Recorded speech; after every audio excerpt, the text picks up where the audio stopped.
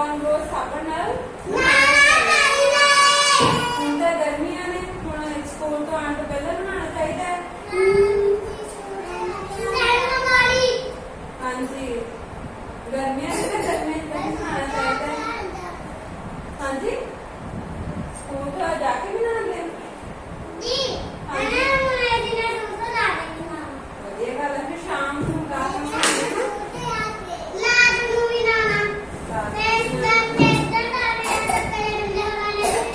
Nail cutter ਨਾਲ ਕੀ ਹੁੰਦਾ ਹੈ? ਨੋ ਕੱਟੀ ਜੇ ਤੁਸੀਂ ਆਪਣੇ ਆਪ ਨੂੰ ਕੱਟਦੇ ਹੋ।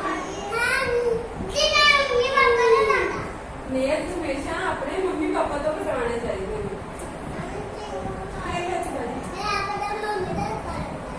ਮੰਮੀ ਜਾਂ ਪਾਪਾ ਤੋਂ ਨਹੀਂ ਕਟਵਾਉਣੇ ਚਾਹੀਦੇ ਕਿਉਂਕਿ ਜਦੋਂ ਆਪਾਂ ਨੇਲ ਕੱਟਦੇ ਹਾਂ ਆਪਣੇ ਨਾ, ਹਾਂਜੀ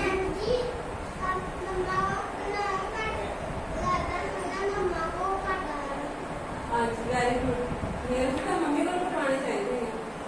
ਤੇ ਅੱਗੇ ਬ੍ਰਸ਼, ब्रश अपन करते हैं, ब्रश करते हैं ना, कितनी बार करते हैं? सवेरे रात को नहीं करते, खाना खाने के बाद हाँ जी। अपन ब्रश 2 बार करना चाहिए। हाँ जी, अपन ब्रश 2 बार करना चाहिए। बैठो बैठो सहज बैठो। आपका जानी अपना शरीर साफ होएगा।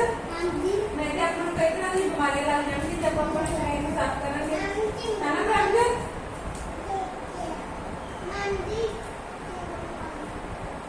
आपको अपने शरीर को सफाई रखनी है। अच्छा अपने आप बनाते हो या मम्मी बनाती है?